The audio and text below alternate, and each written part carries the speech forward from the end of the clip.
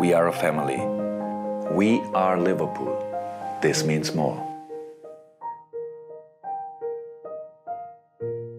리버풀에게 있어 24-25 시즌은 또 다른 시험 무대입니다. 감독, 수석 코치만이 아니라 단장까지도 새로운 인물을 찾아 나서야 합니다. 만일 구단주까지 바뀌는 상황이라면 내부 시스템이 모조리 새로운 방향성을 모색해야 하는 최악의 상황이라 볼 수 있겠지만 현재로서는 다행스럽게도 구단주의 변화는 없을 전망입니다. 클롭의 이탈로 인해 우리의 시선이 감독에게 쏠려 있지만 실제로 가장 중요한 보직은 단장, 스포팅 디렉터로 보시면 됩니다. 감독 선임, 선수 영입 방출의 전반적인 운영은 물론 구단의 철학과 감독이 원하는 선수의 조화를 분석해 최상의 결과물을 만들어야 하는 책임이 있는 자리입니다. 한마디로 과정뿐 아니라 결과까지도 따라와야 하는 부담감이 상당한 자리죠. 그래서 오늘은 그동안 문제가 되었던 과거 단장과 관련된 내용과 리버풀 내부적으로 찾고 있는 여러 단장 후보에 대해 간단히 살펴보는 시간을 가져보도록 하겠습니다. 에드워즈는 없다. 새로운 스포팅 디렉터를 얘기하기 전에 에드워즈의 복귀를 원하시는 분들이 많아서 마이클 에드워즈 관련된 얘기부터 하고 넘어가겠습니다. 리버풀의 황금기 안에는 위르겐 클롭과 그의 코치, 선수들의 목도 컸지만 그 안에는 마이클 에드워즈 스포팅 디렉터의 지분이 상당했습니다. 보드진이 추구하는 선수의 유형에서 발생시킬 수 있는 최상의 영입, 방출을 성공시키고 구단의 다양한 부서를 효과적으로 결합시켰습니다. 에드워즈는 지난 2022년 리버풀을 떠났으며 그 과정에서 위르겐 클롭과의 불화도 있었을 거란 루머도 있었지만 이는 당사자들만이 알고 있을 뿐 솔직히 말해서 어떠한 근거도 존재하지 않습니다. 에드워즈는 리버풀에서 10년 이상 근무하며 자신의 사이클이 끝났다고 느꼈고 가족과의 시간을 보내기 위해 휴식기간에 들어갔습니다. 2022년 여름 팀을 떠나고 난 뒤 수많은 구단들이 그에게 접근했지만 별다른 움직임은 없었으며 2023년 10월 리버풀에서 함께 일했던 이안 그레이엄과 함께 루도 노틱스라고 불리는 새로운 컨설팅 사업체를 만들었습니다. 한 구단에 속하는 것이 아닌 여러 구단을 대상으로 업무를 진행하려는 것이죠. 오은 스테인에 의하면 위르겐 클롭의 사임이 발표된 후 리버풀이 재차 접근했지만 곧바로 거절을 한 상태입니다. 당연히 자신의 사업체가 있는데 리버풀에 돌아오는 모양새도 이상하죠. 따라서 에드워즈가 싸워서 나갔느니 뭐니 하는 내용들은 추측일 뿐 명확히 밝혀진 바는 없습니다. 특정 선수를 영입, 방출하는 과정에서 클롭과 에드워즈가 충돌하는 것은 지극히 당연한 일이며 그런 과정에서 더 좋은 결과가 나온다는 것은 모두들 이해하고 계실 거라 생각합니다. 이렇게 에드워즈를 얘기하면 그의 후임으로 내부 승진을 했던 줄리안 워드를 빼놓을 수 없습니다. 21-22 시즌 종료까지 업무를 맡은 에드워즈는 그 기간 동안 인수인계를 통해 줄리안 워드에게 업무를 이전했고 22-23 시즌 공식적으로 리버풀의 스포팅 디렉터를 맡게 되었습니다. 하지만 개막 3-4개월 후 갑작스럽게 사임하겠다는 의사를 보이며 가족과의 휴식기간이 필요하다 밝혔습니다. 에드워즈가 직접적인 사임을 언급하기 전부터 일부 인수인계를 받으며 디렉터 자리를 바라보고 있었던 터라 워드의 자진 사임은 내부에서도 전혀 예상하지 못했습니다. 이 안에서 내부적인 정치, 권한의 한계점 여러 말들이 있었지만 이 또한 명확히 밝혀진 내용은 없습니다. 그렇지만 당시 내부적인 혼란 그리고 클롭에 대한 부정적인 여론이 형성되었던 가장 큰 이유는 스포팅 디렉터 줄리안 워드가 3-4개월 만에 사임했으며 데이터 분석의 수장인 이안 그레이엄이 10년 만에 사임했으며 페네이 스포츠 그룹의 회장 마이클 고든이 직무 권한을